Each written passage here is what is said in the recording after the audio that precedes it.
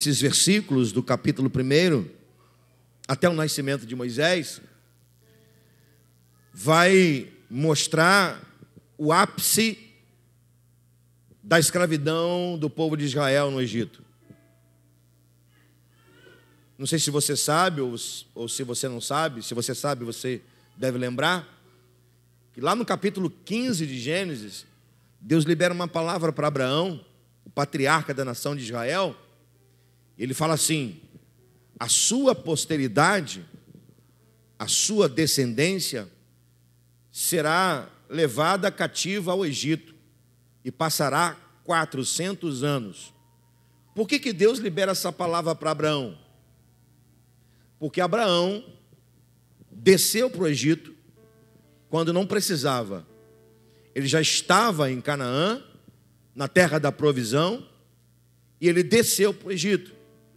E lá ele mentiu, enganou, e ele é restaurado, volta, restaurado em Neguebe, mas Deus libera essa palavra para Abraão: a sua posteridade passará 400 anos no Egito.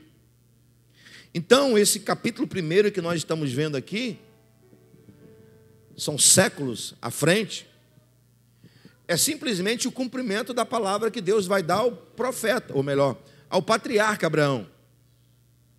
E aqui no texto que nós lemos, é o ápice desse tempo. E a partir do versículo 8, a coisa se acelera. Porque assim, esse primeiro capítulo, ele é um capítulo que narra séculos e séculos. Por exemplo, a citação de José nesse primeiro capítulo. E José está aqui morto há muitos anos. Mas a partir do versículo 8, a coisa se acelera. E o que se acelera? A opressão do Egito sobre os filhos de Israel e o crescimento da nação de Israel. Essa nação que entra no Egito por ordem de José, 70 pessoas, e quando ela sai, é uma multidão de 1.600.000 pessoas, só homens, fora mulheres e crianças. Não se sabe precisar quantas pessoas saíram do Egito. É uma nação mesmo que sai do Egito. Mas aqui a coisa se acelera. Os dias se aceleram. Os dias são abreviados. Parece, irmão, que nós vivemos esse tempo, né? Os sofrimentos vão acelerando, e Deus, pela misericórdia, a graça dele, o tempo também está sendo abreviado. Eu duvido que daqui a 3 meses você vai dizer assim: rapaz, já estamos em maio, o ano passou correndo. E você correu, porque a gente corre todo dia, claro, no sentido de aceleração da vida, da agenda. Nossa agenda é corrida, as coisas são corridas. E eu duvido que daqui a 3 meses você vai olhar para o calendário: rapaz, já estamos no mês de maio. Falecido irmão Edinho, nosso saudoso irmão Edinho Crispim, a quem nós tivemos a honra, o privilégio de ser membro fundador da igreja. Quando terminava o aniversário de nossa igreja, dia 31 de agosto, ele dizia assim: pastor, faltam 3 meses para acabar o ano. E eu penso que isso é misericórdia de Deus. Os dias parecem que estão sendo abreviados. E o sofrimento da humanidade aumenta. Está acelerado. As coisas estão aceleradas.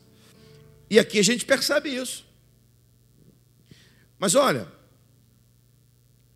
esse capítulo tem algumas verdades sobre o poder do crescimento que eu quero dividir com você nessa noite. E eu quero falar sobre o poder do crescimento do povo de Deus. O poder do crescimento do povo de Deus. Já que estamos falando de crescimento, esse ano é o ano do crescimento.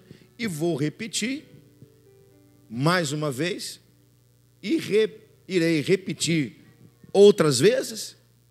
Que o meu desejo, falei isso no nosso treinamento de líder aqui na terça-feira, o encontro de líderes. Que o meu desejo é que você chegue dia 31 desse ano e você diga para você mesmo: Senhor, melhor, diga para você mesmo: Como eu cresci?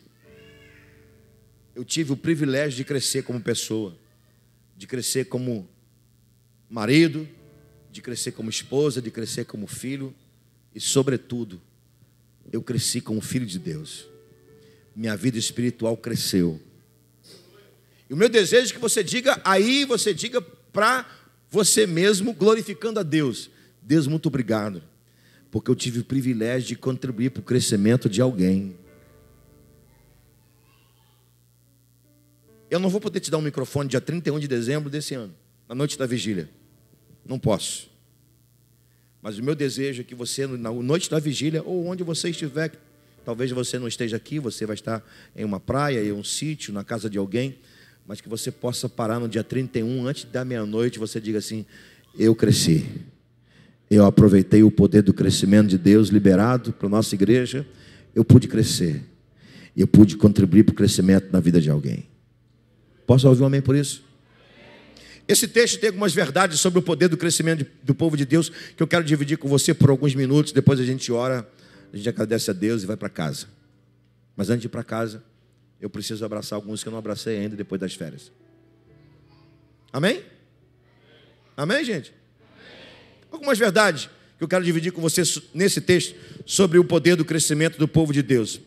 Vamos a elas. A primeira verdade, irmão, guarde isso: nenhum cenário desfavorável impede o crescimento do povo de Deus. Vou repetir: não existe cenário improvável, desfavorável, terrível, que possa impedir o crescimento do povo de Deus. Você pode conferir isso no versículo 12 e o versículo 13.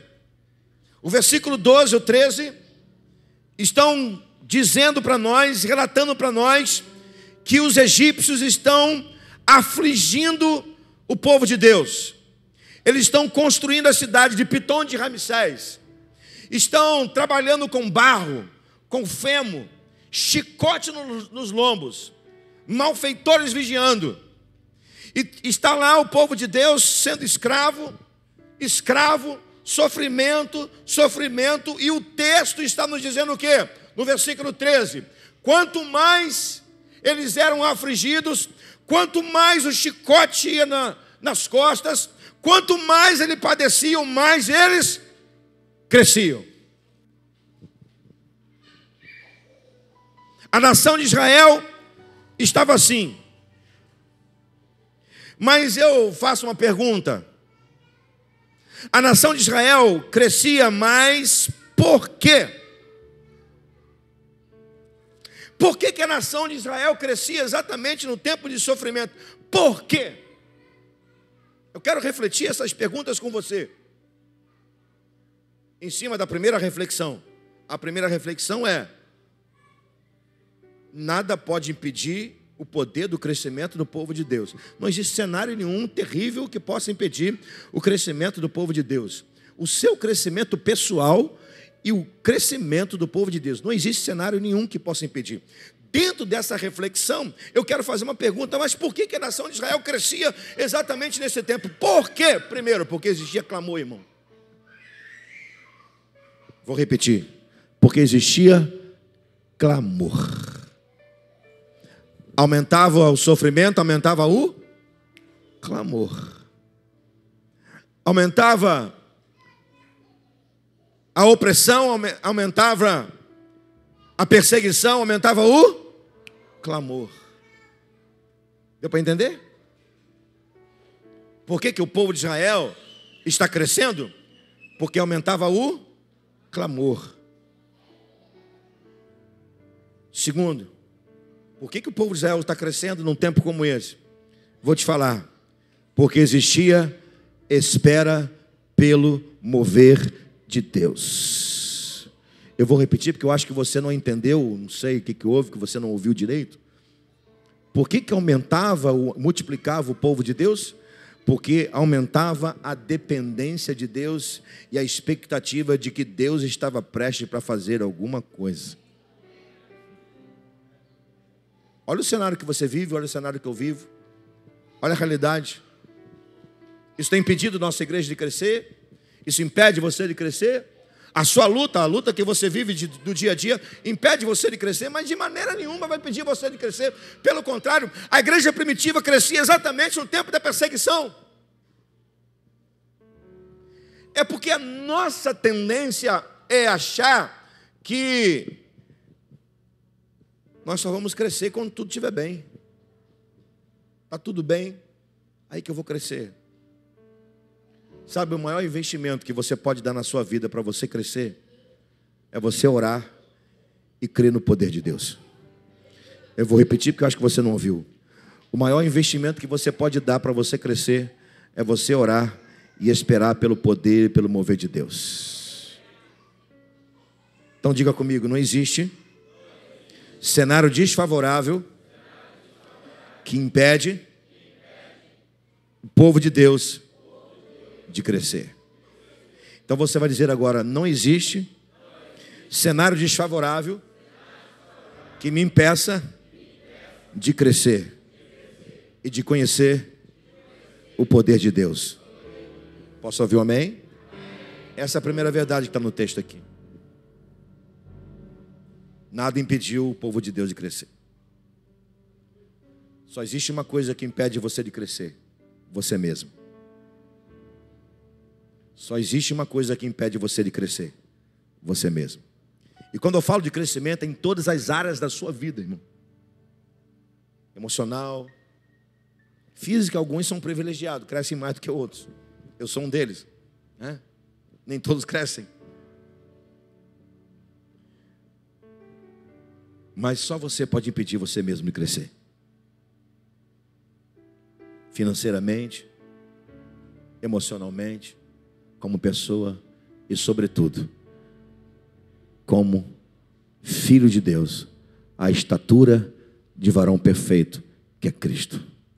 Eu falei semana passada aqui que nós temos um padrão de crescimento espiritual, e o nosso padrão é Jesus Cristo.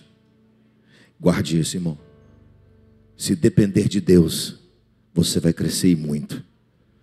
Agora, só existe uma pessoa que pode impedir você de crescer, e não é o diabo, é você mesmo. Cenário não vai te impedir de crescer. Perseguição não vai impedir você de crescer.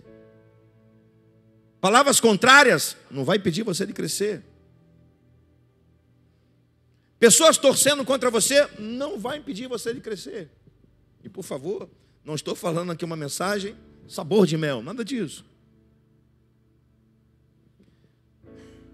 Que o Senhor Jesus possa fazer com que você cresça, suplante qualquer adversidade que te cerque. Posso ouvir um amém? Louvado seja o nome do Senhor. Segunda verdade que eu quero falar a vocês dentro desse texto, sobre o poder do crescimento do povo de Deus. O crescimento do povo de Deus incomoda o inimigo. De novo, o crescimento do povo de Deus incomoda o inimigo. Versículo 15, versículo 16. O que está dizendo o versículo 15, versículo 16? O rei do Egito criou um plano para impedir o crescimento do povo de Deus. Criou uma estratégia diabólica, maléfica. Ele ficou incomodado.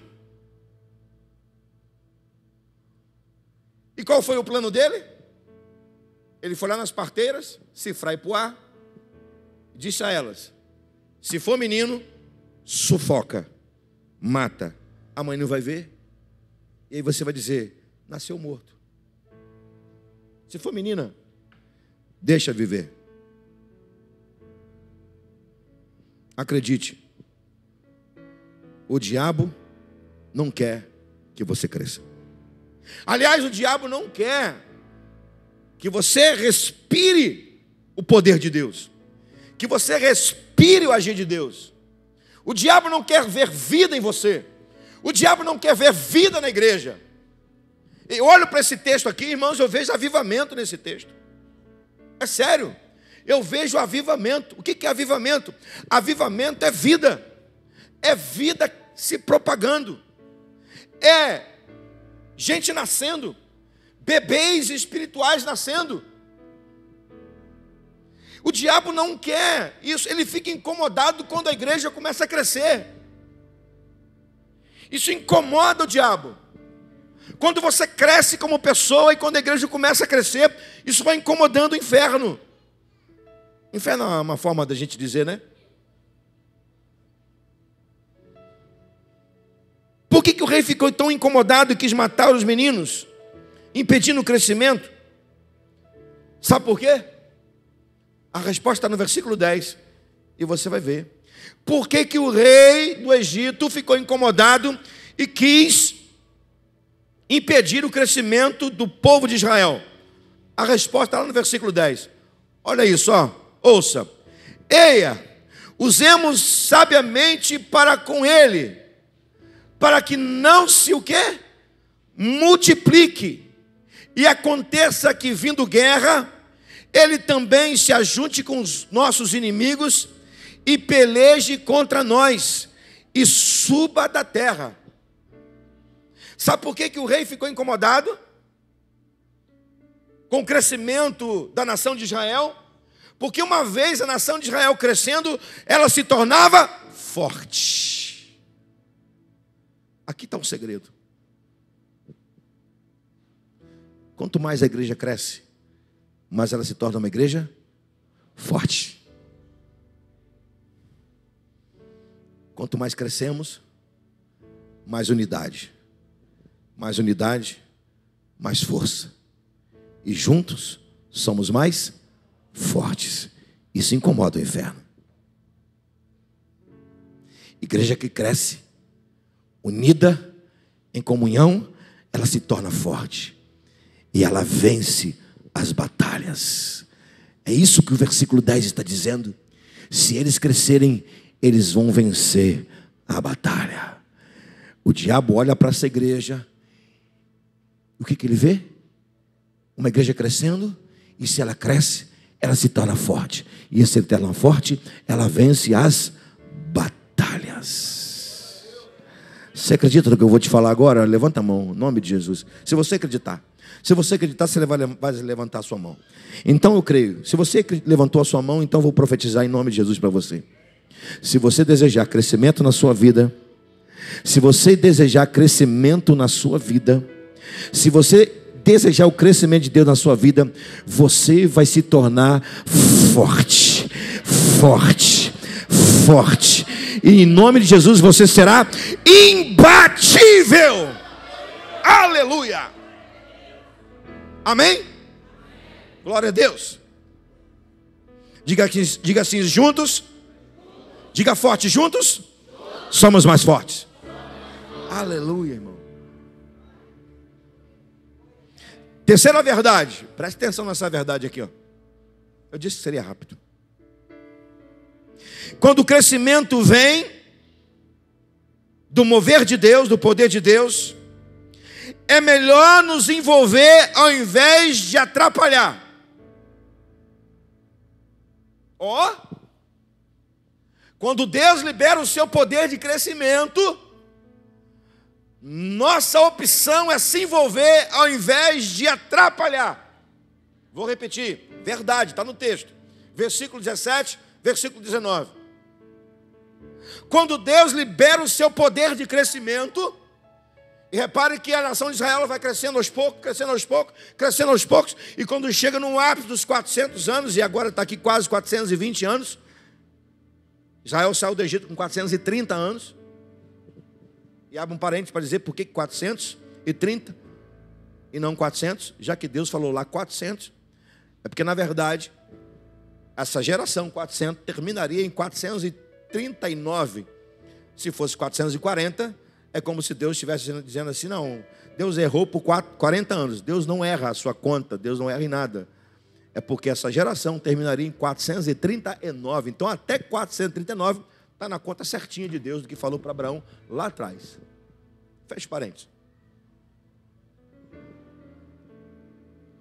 O texto vai dizer que as parteiras começam a observar as mães de Israel.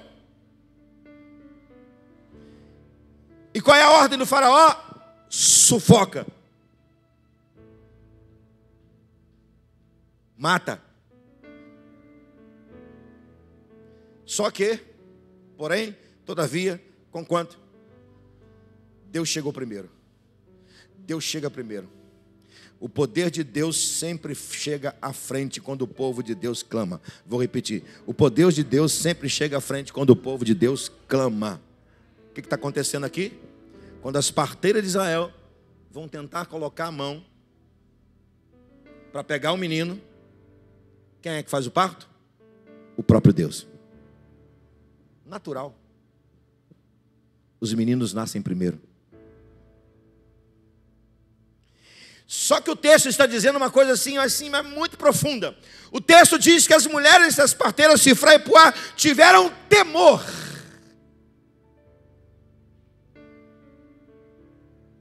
Foi gerado nelas um temor. E eu já disse para você qual é a minha definição de temor. Temor não é ter medo de Deus. Temor é ter medo de pecar contra Deus. Mais uma vez, temor não é ter medo de Deus. Temor é ter medo de pecar contra Deus. É claro que na essência temor significa uma reverência a Deus profunda. Mas temor é ter medo de pecar contra Deus. Aquelas mulheres, quando iam pegar as suas mãos para sufocar o menino, os meninos que nasciam, os meninos nasciam primeiro, enquanto as mãos se preparavam para sufocar, e elas viam aquilo acontecer, porque isso aqui é poder de Deus, o temor enchia o coração. E sabe o que acontecia? Elas continuavam o serviço. Então, ao invés de sufocar, elas enrolavam com lençol. Opa! Então a coisa mudou. A coisa mudou. Ao invés de matar, é envolver. Deixa eu dizer uma coisa séria para você aqui. Seu papel é envolver, não sufocar. Cuidado. Você não pode sufocar o crescimento da igreja. Você não pode sufocar o crescimento do seu irmão. Seu papel não é sufocar. Seu papel é envolver-se. É se envolver. Porque enquanto você envolve, enquanto você limpa, enquanto você corta o umbigo, enquanto você contribui para o crescimento, Deus está vendo o que você está fazendo. Amém? Então diga comigo, nosso papel é nos envolver com o crescimento de Deus, não atrapalhar. Amém, irmão? Como é que você atrapalha? Como é que você sufoca? Se você fala mal de alguém, você sufoca. Se você reclama, você sufoca. Se você é insubmisso, você sufoca. Se você peca, você sufoca. Agora, quando você clama, quando você contribui, quando você dá os seus dons, quando você dá os seus talentos, quando você dá do seu tempo, quando você ama, quando você se envolve com gente, quando você cuida de gente, você está contribuindo para o crescimento. Você está envolvendo-se no que Deus está fazendo. Você entendeu? Diga amém. Verdade que está no texto.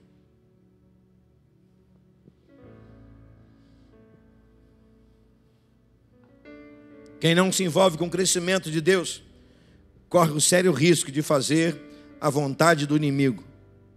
E a vontade do inimigo é sufocar. A vontade de Deus é gerar crescimento. A vontade do inimigo é sufocar. no nome de Jesus, você vai experimentar crescimento, você vai experimentar vida, no nome de Jesus. Amém?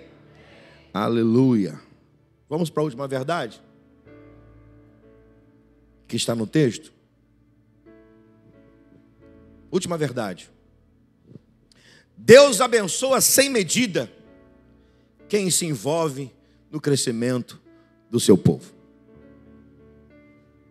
Deus abençoa sem medida quem se envolve no crescimento do seu povo. Eu faço questão de ler com você o versículo 20 e o 21. Olha o que diz o versículo 20. Portanto, Deus fez bem as parteiras. De novo. Portanto, Deus fez bem as parteiras, e o povo aumentou e se fortaleceu muito. Olha o 21, amado. E aconteceu que, como as parteiras temeram a Deus, estabeleceu-lhes casas. Diga comigo, elas prosperaram.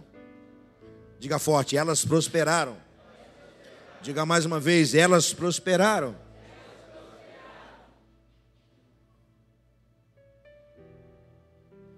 Deu para entender? Não é troca, é liberação de bênção. Deus abençoando não é troca. Até porque Deus não precisa de troca. No reino de Deus não existe troca. No reino de Deus existe o dar. E da parte de Deus, dar e devolver. Essas mulheres estão sendo abençoadas, porque elas temeram a Deus.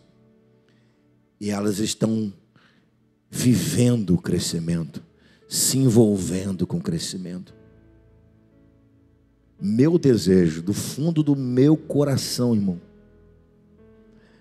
é que você seja abençoado, que a sua casa seja abençoada, à medida que você vai se envolvendo com o que Deus está fazendo nesse lugar.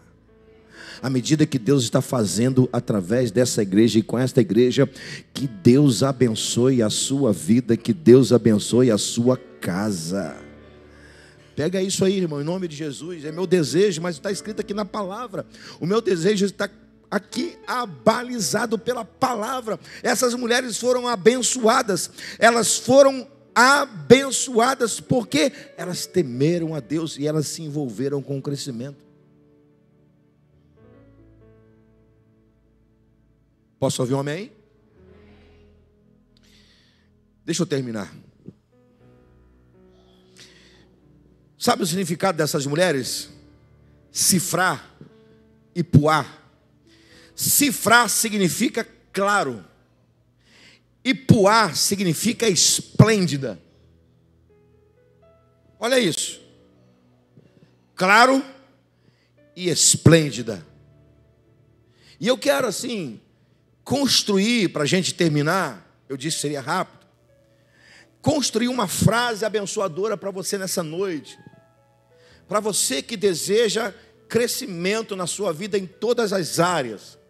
Sobretudo na sua vida espiritual, no seu relacionamento com Deus e contribuindo para o crescimento desta igreja. A partir do significado do nome das parteiras, o que Deus está nos dizendo nessa noite é, e você vai ficar em pé para você receber. Fique em pé. Os irmãos do louvor podem chegar.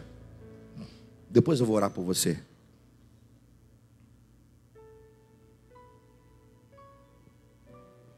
Feche seus olhos. Eu não vou orar por você agora, não. Mas feche os seus olhos. E se de fato você quer experimentar crescimento de Deus na